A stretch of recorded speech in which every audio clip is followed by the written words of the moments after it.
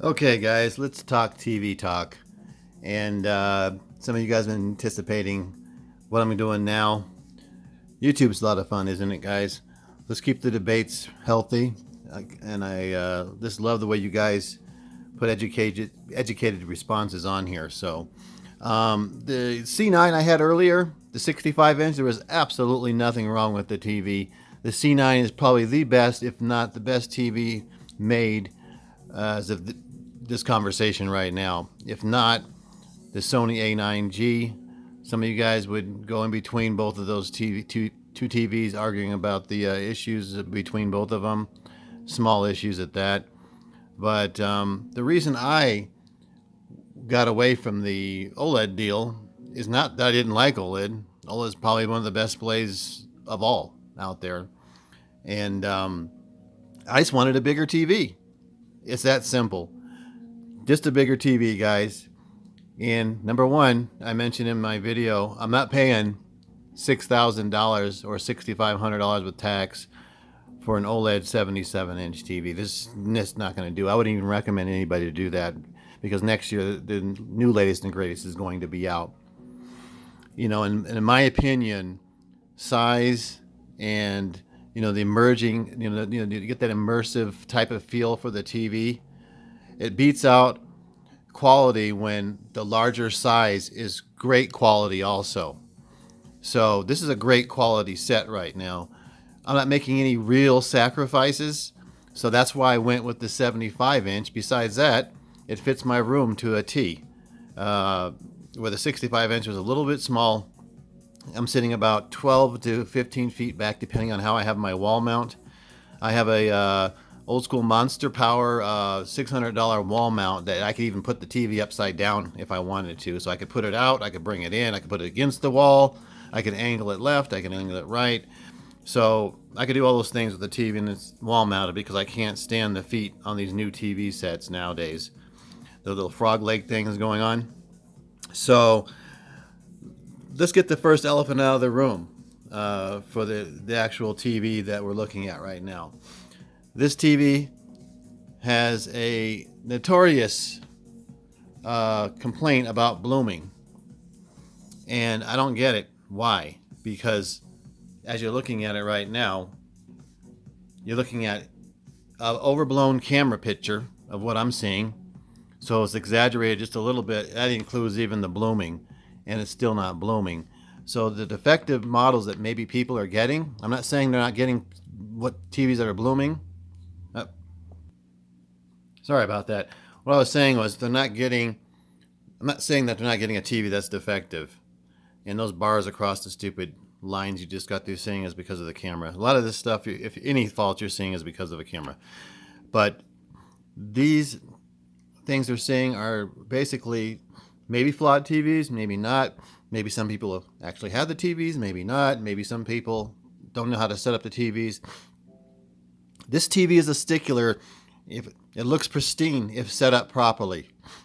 And I've noticed there's a difference between the 65 inch and the 75 inch TV. And it's a huge difference. Well, not huge, but it's a big enough difference to make a difference in what you're seeing. And so to reveal and get the elephant out of the room, this is the 950G 75 inch TV set. And boy, I had to put my camera way on back for this bad boy to fit into the camera because it is a monster and it is beautiful. It has the X wide angle that some people were complaining about, saying that they heard. Everything's I heard sometimes on YouTube. Doesn't it kind of make you, I'm not going to say make you sick, but sometimes it's like everything I heard this, I heard this, I heard that. My recommendation for everybody always is what, guys? Go out and buy the TV and test the TV out for yourself. If you don't like it, bring it back for whatever reason. Size, it's not the right panel. Right the panel. It had distortion here in this area, or you just wanted your money back because you overspent. But always remember that and take advantage of that, guys. I tell everybody that same thing. But the 950G, I haven't had. Shout out first to Caleb of Digital Trends, and shout out. I don't know if he's making videos anymore, but I'm going to tell you that Real 4K Reviews is the one that actually tipped me off on this TV about 2 months ago before I had the OLED, because we were talking about me getting a 75 inch. And he said, if you want a 75 inch TV set, I was just down at the store and I looked at the 950G and I was like, well, that probably has a lot of blooming, doesn't it? And he's like, well, no, for some reason, the X-wide viewing angle, it seems better than the Z9F. Now, I'm not sure that's true or not because I haven't really took a Z9F home, but I'm not getting this blooming that some people were getting with the TV. So I'm going to get the ugly thing out of the room first, is what the conversation, the main topic is with this TV for whatever reason. You know, maybe there's a few defective ones out there. Maybe they had a bad batch. I don't know.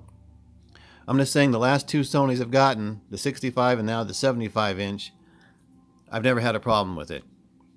Now, is there blooming? Yes, it's an LED. It's not an OLED. If you want true no blooming TV, go get the OLED. The only thing about the OLED I was tired of doing was drawing my curtains to close, because in my opinion, I wanted a brighter TV set because I am in a room with 3 different windows, and every time I watch the OLED, we either have to turn the light off in the back of us if it's at night or draw the curtains, just because I wanted to be more focused on the picture. But in actuality, if this was a 77-inch OLED, would I take that over this TV? Absolutely. So I'm not bashing anything. I want people to understand that, okay? But not for $6,000, okay? I paid $2,499 for this TV, okay? You know what the price of my other TV was? $2,499. It was the exact same price. So I made a small little sacrifice with the black level not being so pristine like an OLED, but on the other aspect of it, I don't have to draw my curtains back. This is brighter, it's sharper, and it has more three-dimensionality than my previous OLED I had.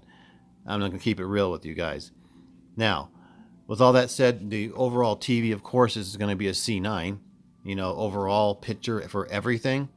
But this just does more that I like for me than the OLED did for me. Like, for instance, I watch a lot of football. I had 10 people over here on Sunday. There's people on the sides of me. The side viewing angles on this TV are real. You can see on this side, it almost looks like it's an OLED based off, depending on the picture that's up on the screen at the time.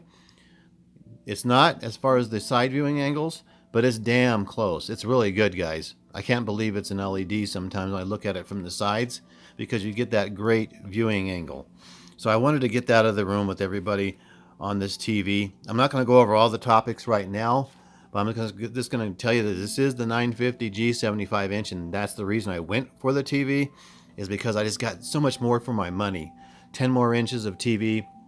I didn't sacrifice any type of quality of picture unless you're a complete black stickler. But then on the other side of the coin, I could say that this TV is a lot brighter and a lot more three-dimensional in the image because of the X1 Ultimate chip. And I've said that the LG and the A1 chip was just as good. This is one thing I did get wrong. I do like the Ultimate chip a little tiny bit better with the Sony. It just seems more sharper and a little bit more crisper. Seems like the images you could actually touch with your finger with the Ultimate chip. And that's just the way Sony makes their stuff. Some people may not want it as sharp as I do. So that's just giving you the reasons I got this TV. And no hatred toward any TV out there. If you see my resume, I've had the Z9D, I've had 930E, 900E, and you name it, guys, Samsungs. They're all back there in my videos. You've seen my resume. And I'm just like you guys out there. I love the hobby, so to speak, of looking at different displays. But this is my second 950G. And I just love this display for the money. The money, as of course, if we were all billionaires or millionaires, this wouldn't be an issue. We just go out and all get, the most expensive TV out there that we liked, right? But money is a factor. This is the best bang for the buck.